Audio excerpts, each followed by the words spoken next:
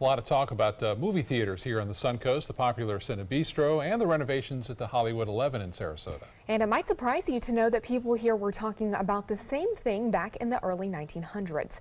ABC 7's Linda Carson takes us back in time on Sarasota's Main Street in a place we call home. Theater has played an important part in the life here on the Suncoast since the early days of Sarasota's history. There used to be a theater called the Ritz on Main Street, just east of 5 Points, across from the Crest Building. When I was a kid here in the 50s, it was called the Ritz, but it was built about 1916 as the Virginian, and it was named after the gentleman's home state. And when it first opened up, the Sarasota Times wrote an article about it, and it said it would do a city 5 times the size of Sarasota proud just to have it.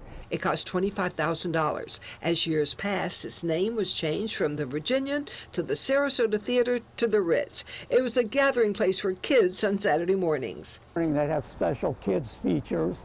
There'd be a line of cars across the street. Mothers at that time dropping their kids off, and a long line would form.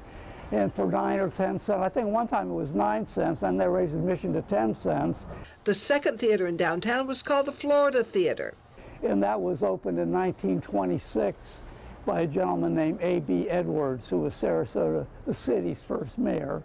LaHerd says that theater was more plush than the Ritz. You know, the Ritz would be the kind of place you want to go up in the balcony and throw popcorn down. That's where you went.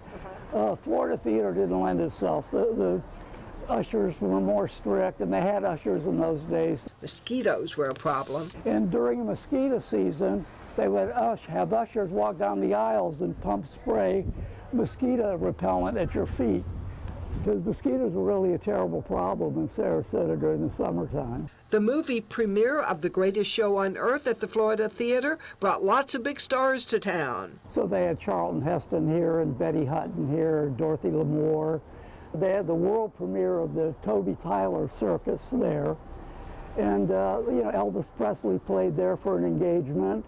And there was a third theater back then called the Aces. It was just off Central Avenue, and it served the African American community.